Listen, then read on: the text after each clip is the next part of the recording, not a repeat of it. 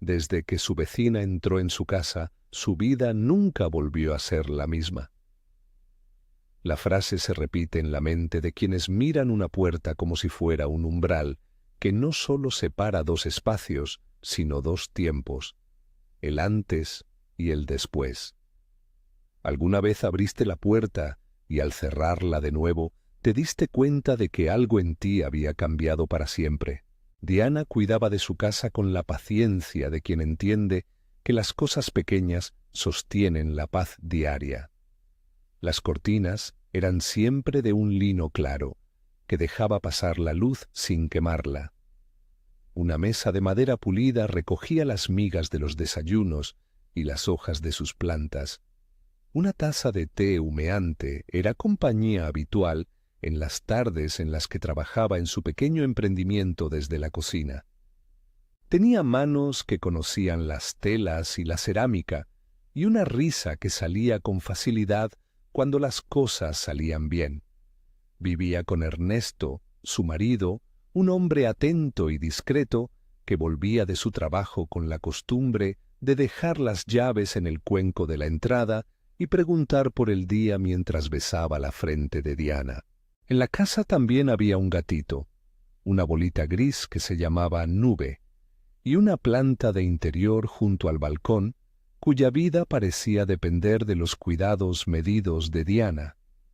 Agua los lunes, sol de mañana, conversación de tarde, como si las plantas comprendieran los tonos de voz. La rutina de ese hogar parecía una coreografía sencilla. Ernesto trabajaba por las mañanas y por las tardes se sentaba con Diana a revisar facturas, correos y fotos de nuevos productos. Ella, entre paquetes, planchas de cerámica y tazas recién esmaltadas, encontraba un ritmo que le daba seguridad. Había un orden que les pertenecía y que les daba refugio. ¿Cuántas veces no hemos sentido que una casa es también un corazón que se late a sí mismo? Fue una tarde de principios de verano cuando Carmina tocó a la puerta por primera vez. Iba arreglada con un vestido sencillo y una sonrisa perfecta, esa que da la impresión de haber sido practicada frente al espejo hasta encontrar el ángulo justo. Traía una bandeja con galletas caseras envueltas en papel celofán y una nota de bienvenida. Dijeron que se mudaba al piso de enfrente, que buscaba vecinos con quienes charlar.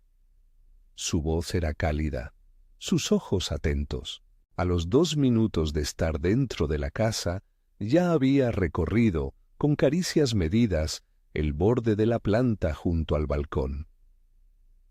«Qué bonito te ha quedado todo», dijo, como si llevara un mapa de halagos preparada para momentos así.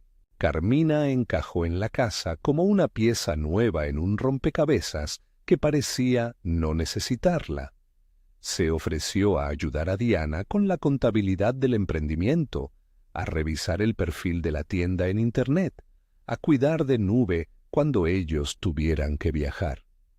Trajo mermelada casera, un frasco de cristal que decidió colocar en la despensa y una maceta con un pequeño geranio que prometía color. Su compañía llenó huecos que Diana ni siquiera sabía que tenía.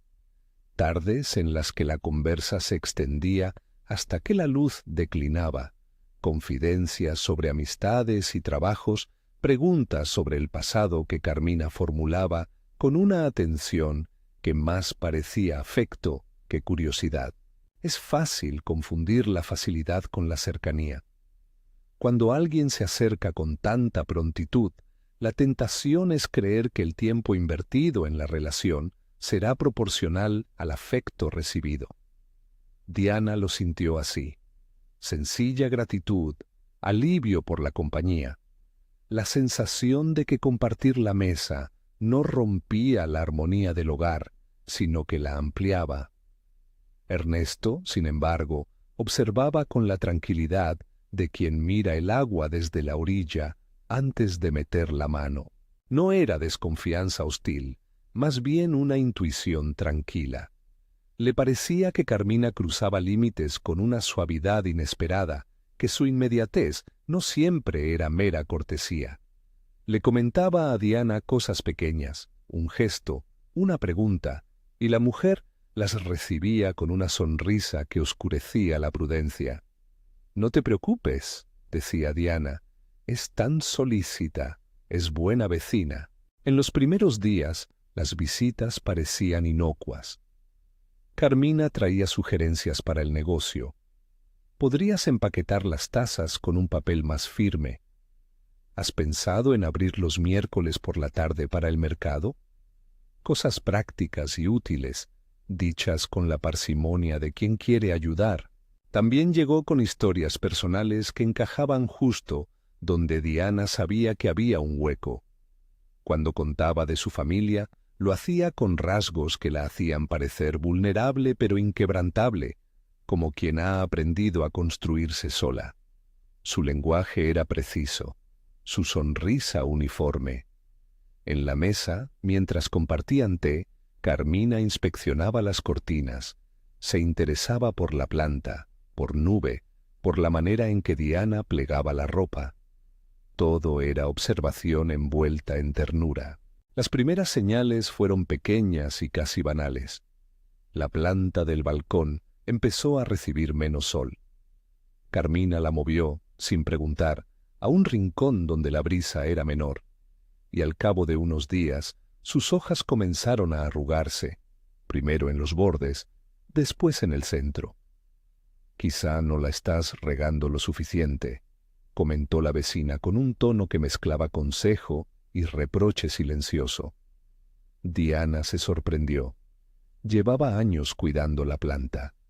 Reaccionó con dudas, ajustó el riego, la ubicó de nuevo junto a la ventana.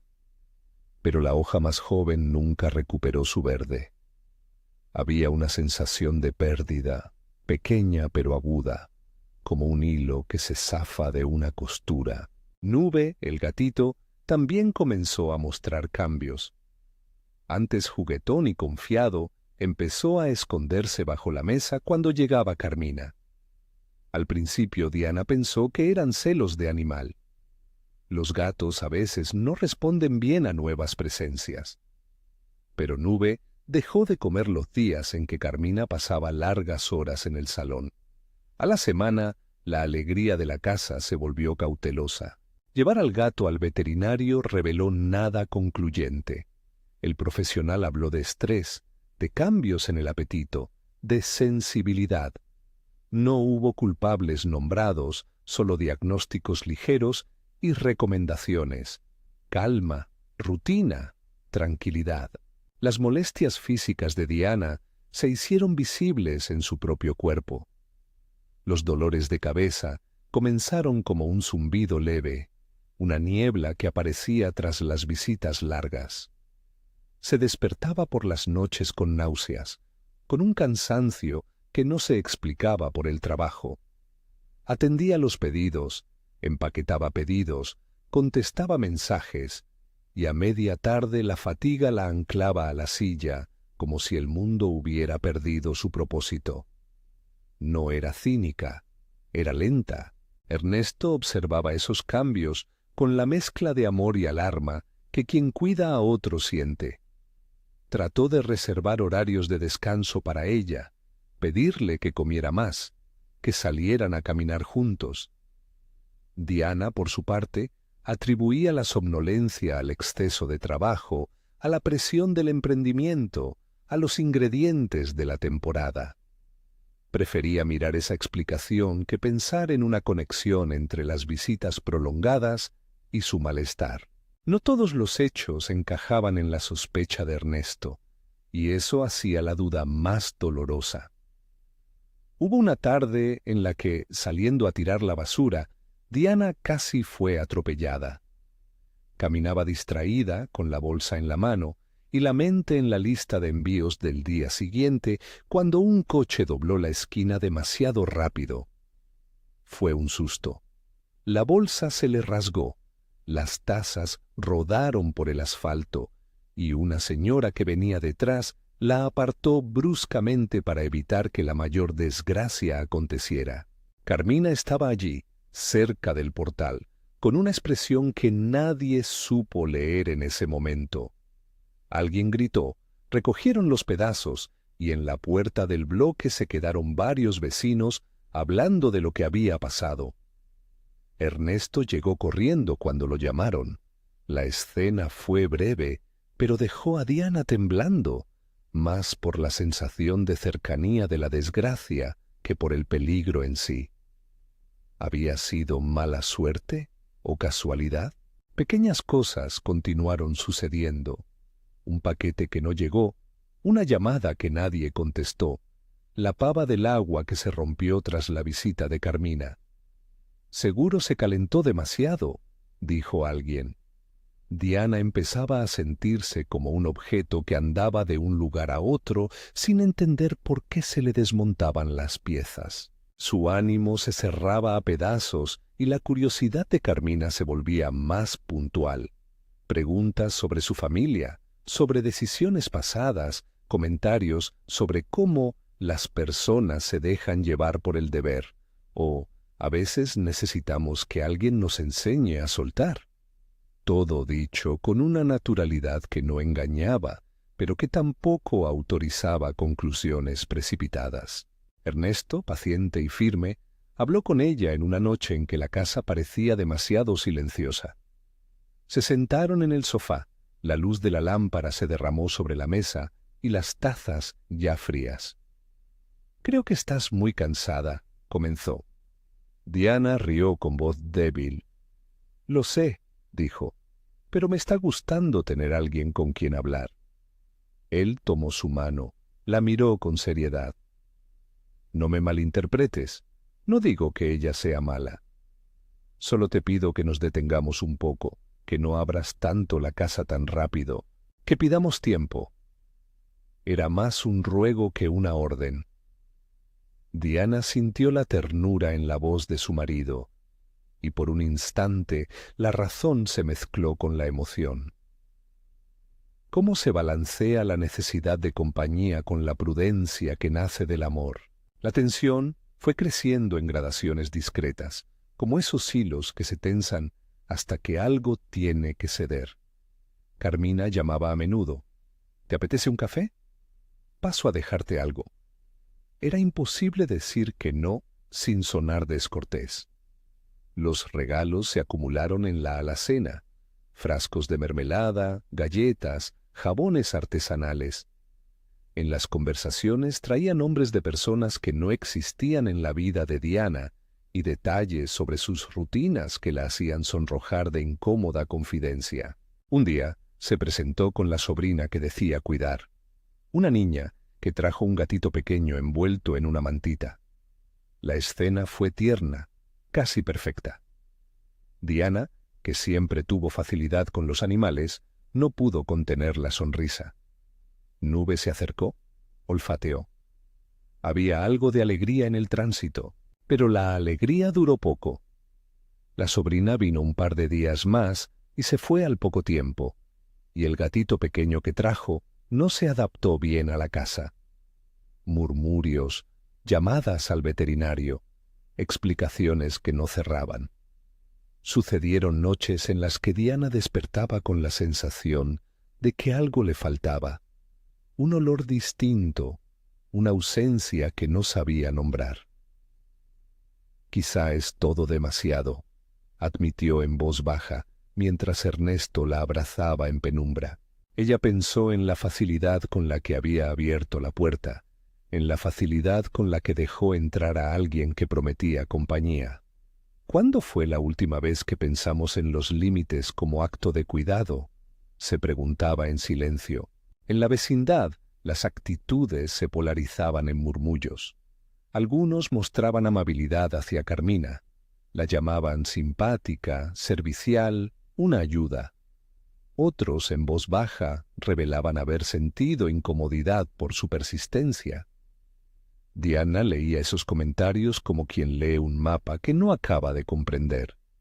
Aún así, su corazón oscilaba entre la gratitud y la inquietud, y en esa oscilación la decisión se hacía más pesada cada día. La madrugada en que todo pareció cambiar ocurrió tras una de esas largas visitas. Carmina había quedado para cenar con ellos. La mesa se extendió con platos sencillos, risas medidas y confidencias que iban y venían como telas entretejidas. Hacia el final, cuando las luces estaban bajas y la noche afuera parecía un silencio contento, Carmina contó una anécdota sobre una pérdida que había sufrido años atrás y que la había hecho más fuerte. Sus palabras eran sinceras, pero el modo en que se detenía en detalles íntimos dejó a Diana con una sensación de exposición. A medianoche, cuando la vecina se despidió y la cerradura sonó tras la puerta, algo en la casa quedó alterado. Era como si la respiración de la vivienda hubiera cambiado. Nube se escondió bajo la cama y Diana notó una punzada en el estómago que no estaba allí antes. Al día siguiente, la planta del balcón tenía menos hojas aún. Nube estuvo prácticamente escondido todo el día, comiendo muy poco. Diana sintió que su energía se iba por pequeñas grietas, el trabajo se le acumulaba, los pedidos se demoraban, la lista de cosas por hacer le pesaba como un saco lleno. Ernesto la encontró una tarde sentada frente a la mesa, con los ojos en blanco, la taza de té fría al lado. «¿No te estás cuidando?», dijo con voz suave. Ella no supo responder. «Quizá deberías descansar», insistió. Ella tenía miedo de parecer débil, de ceder al pánico que veía en la cara de su marido. «No es para tanto», replicó con un hilo de enojo propio. Sentirse controlada duele cuando lo que uno necesita es libertad para decidir. Pero las señales, aunque discretas, se multiplicaban. Un envío importante se retrasó inexplicablemente. Un vecino le comentó a Ernesto que la había visto abrir la puerta muchas veces a la misma hora. Pequeñas faltas de memoria aparecieron en Diana. Olvidaba cerrar la ventana, perder una cita, dejar la estufa encendida. Pequeños deslices que ella no solía cometer. Empezó a cuestionarse a sí misma. ¿Se estaba volviendo olvidadiza por el exceso de trabajo, por la falta de sueño? ¿O había algo, una dinámica externa, que minaba su energía poco a poco? Una tarde, Ernesto habló con ella de nuevo. La voz estaba serena, pero firme. «Quiero que te vayas a casa de tu tía unos días», dijo. Diana abrió los ojos con una mezcla de sorpresa y resistencia. Su tía vivía en un pueblo cercano, rodeada de árboles y de la calma de quien ya no corre. «¿Para qué?», preguntó ella. «Para descansar», respondió Ernesto. «Para recuperar el espacio que tienes en tu propia vida. Para ver con claridad». Él no exigió más explicaciones. Lo dijo como quien propone un viaje necesario. No era una huida definitiva, era un retiro para recomponer. La idea de alejarse de su casa, del lugar donde su negocio comenzaba a cobrar forma, le incomodaba. Pero en la voz de su marido no había reproche, solo preocupación contenida. Era la invitación de alguien que, viendo de fuera, intenta alzar la mano para señalar un precipicio. Los preparativos fueron lentos. Diana empacó con manos torpes, como si cada objeto fuera un ancla. Metió algunas piezas del emprendimiento, documentos, unas cuantas tazas que no quería dejar desprotegidas. Nube se subió al bolso por iniciativa propia, y Diana lo miró con un cariño doloroso. En la casa, antes de salir, hizo una vuelta casi ritual. Cerró las ventanas, puso la planta en el alféizar para que recibiera sol directo durante la mañana. Dejó una nota en la mesa para que la vecina supiera que se iba unos días. «Si necesitas algo, estaré de regreso en una semana», escribió, con la esperanza de que la frase sonara a verdad y no a promesa frágil. Carmina, al saber que Diana se iba, apareció en la puerta con una sonrisa que no cedía espacio a la sorpresa. «Qué bien que te vas a tomar un descanso», dijo. «Tu tía te cuidará mucho, ya verás». Diana sintió un rastro de alivio y al mismo tiempo una sombra que la hizo dudar.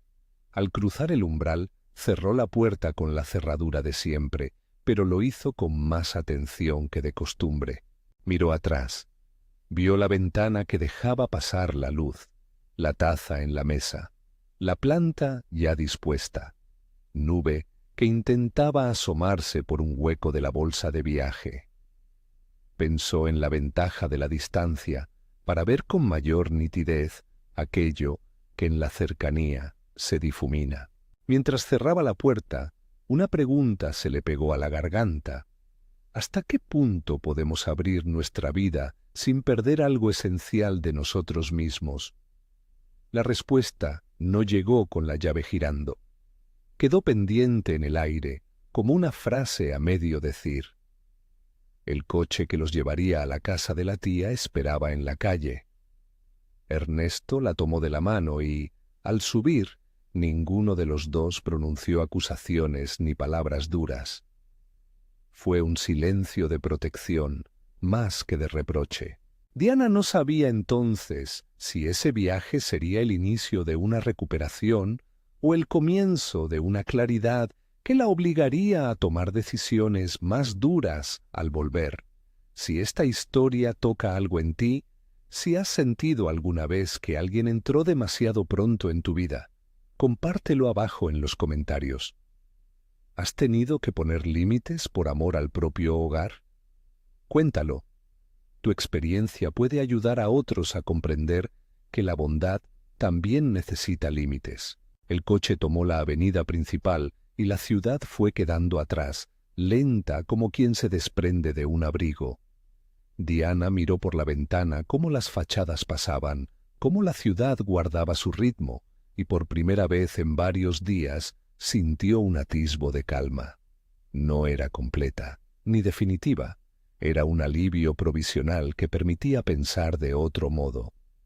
En el asiento a su lado, Ernesto la observaba con esos ojos que habían aprendido a leer sus silencios. No habló. A su lado, la bolsa con Nube respiraba suavemente, y en la maleta una taza envuelta prometía volver intacta a su lugar. La casa de la tía estaba envuelta en un silencio amable. Árboles altos dibujaban sombras que no reclamaban nada, y el aire tenía el gusto de la paz que no exige explicaciones. La tía recibió a Diana con un abrazo que olía a lavanda y pan recién hecho. En el porche, mientras se servían un té, la mujer mayor la miró con ternura.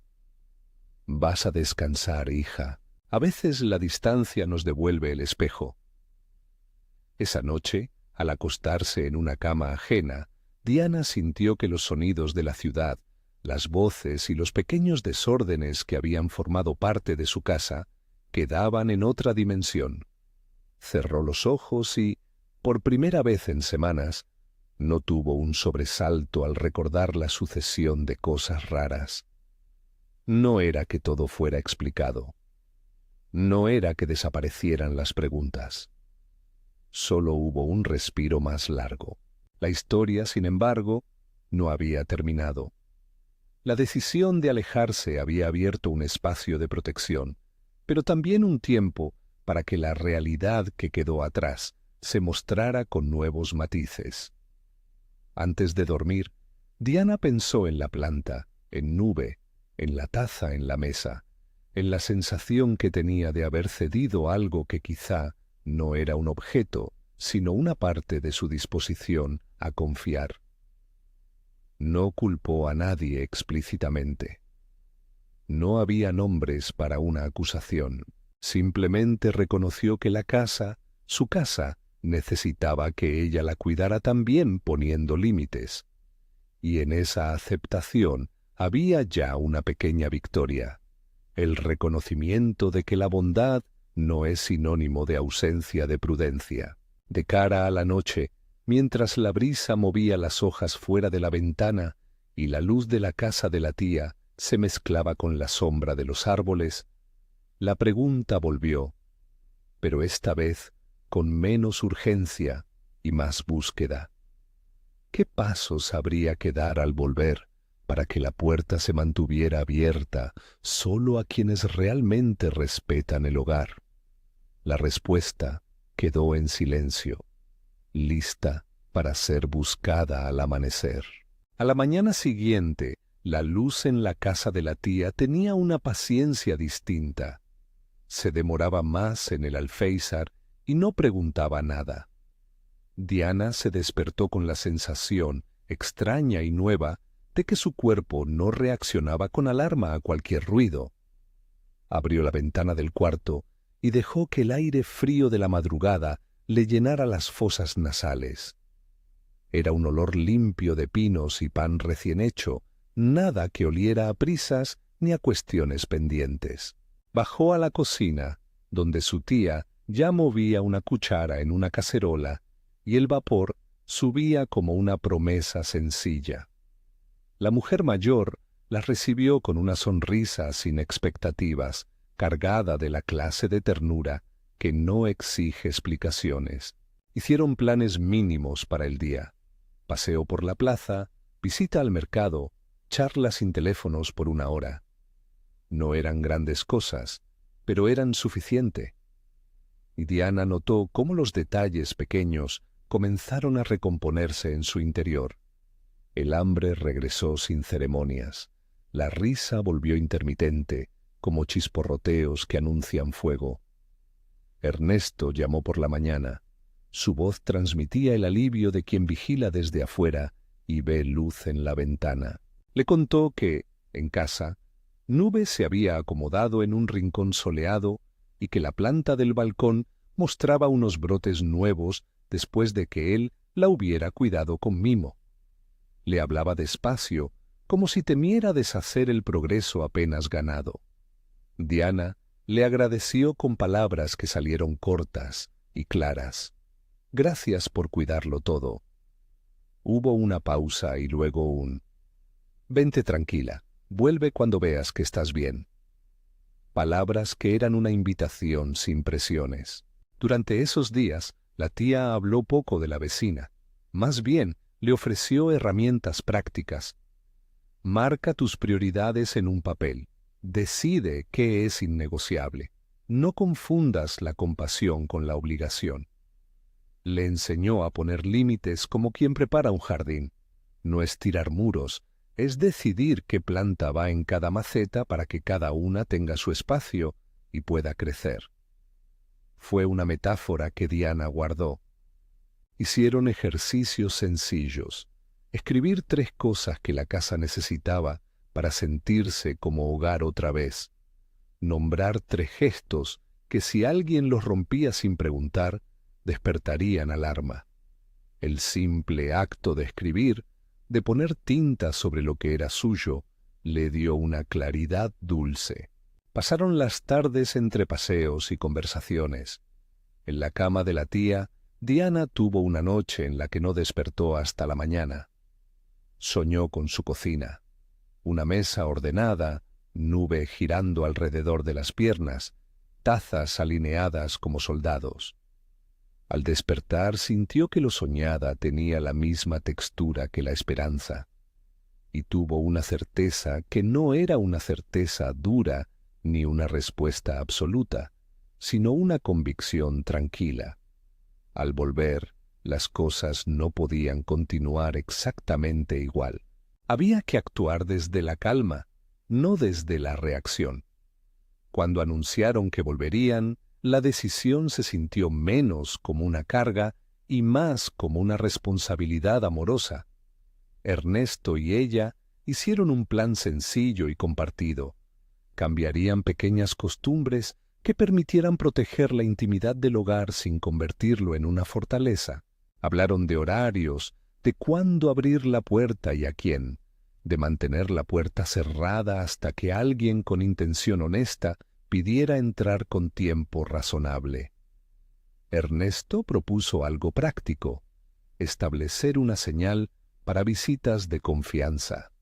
una planta en el pasillo, girada de cierta manera. Diana sonrió ante la idea y añadió otra cosa: no compartir de inmediato la agenda de trabajo ni detalles personales que no fueran estrictamente necesarios. Ambas decisiones eran tímidas, pero estaban hechas de cuidado.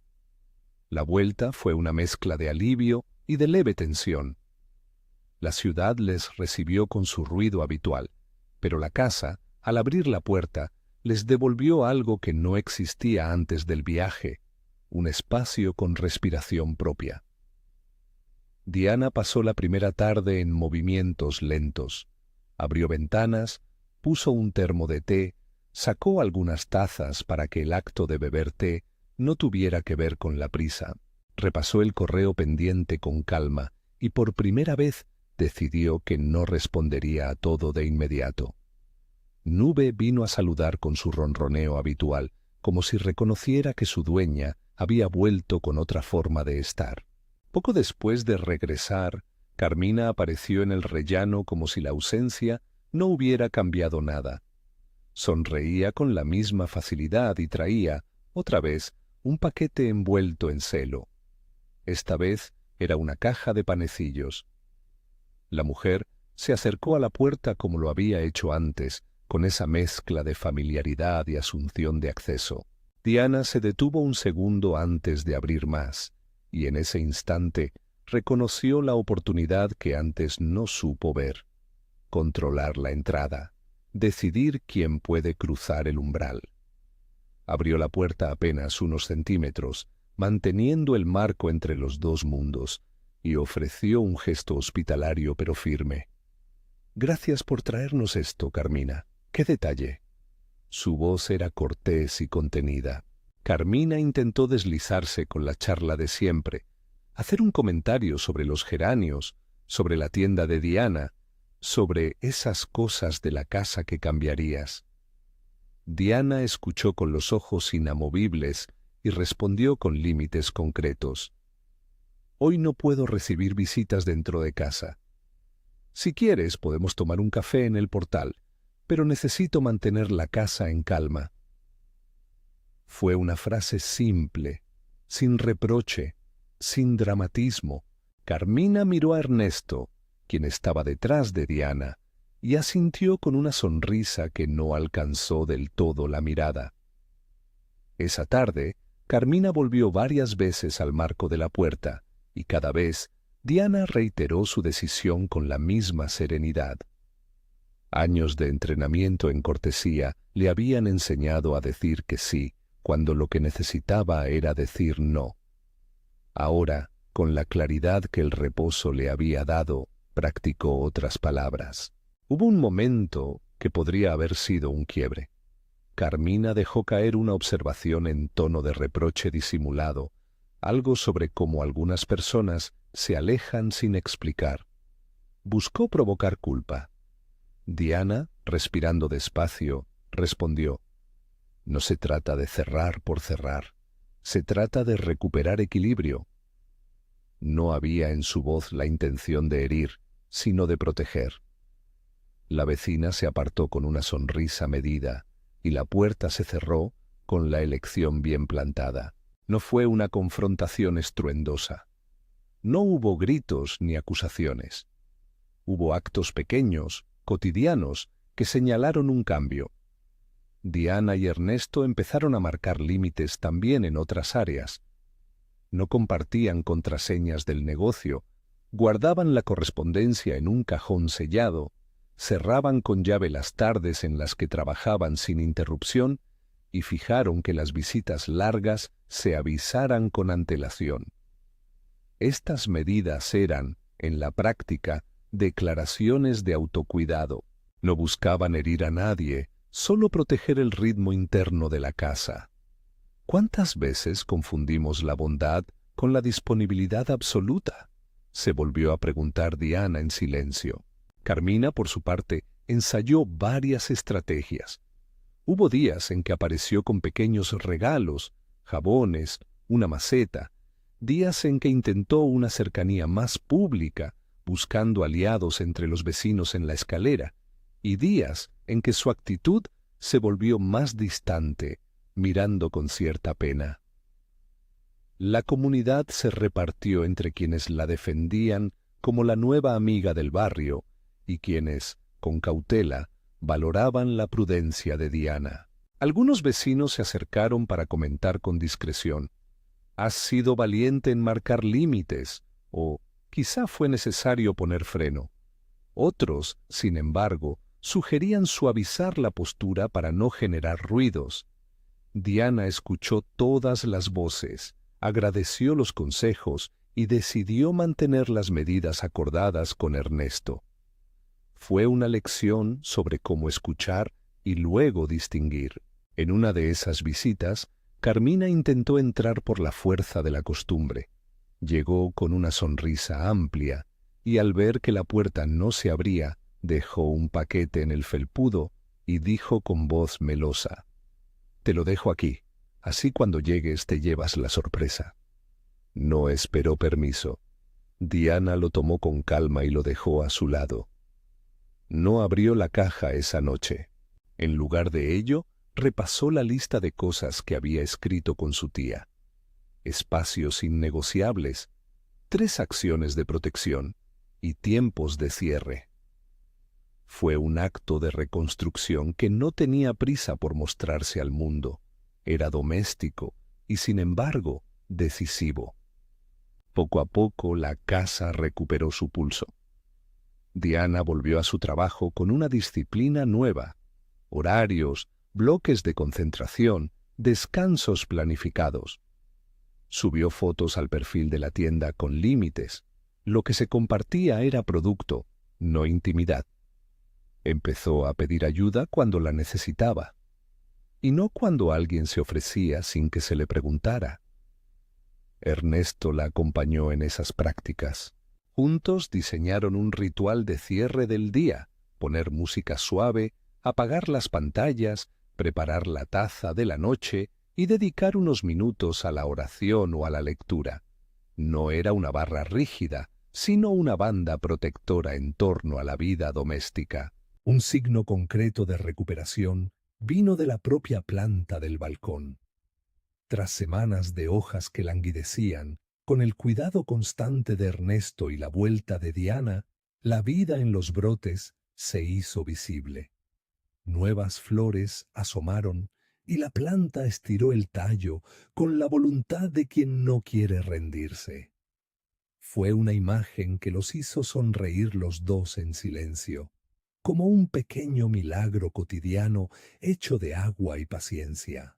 Nube, por su parte, volvió a dormitar en la repisa mientras Diana trabajaba, y el sonido del ronroneo se convirtió en un ritmo que afirmaba la normalidad. Con el paso de las semanas, Diana aprendió también a usar la palabra como defensa amable. Hubo un episodio que definió ese aprendizaje.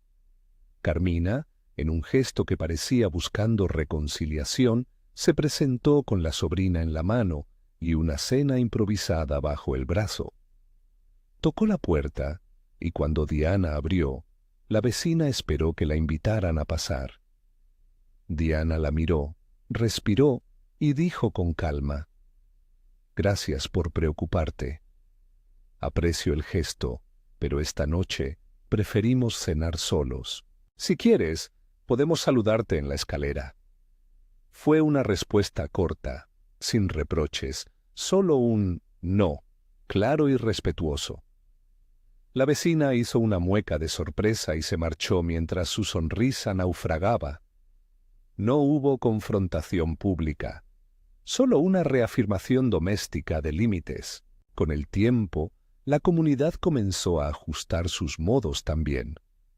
Algunos vecinos que habían sido más reservados, al ver a Diana actuar con firmeza serena, se atrevieron a comentar en voz alta que quizá era sano pensar en horarios de visita y en el respeto a la intimidad.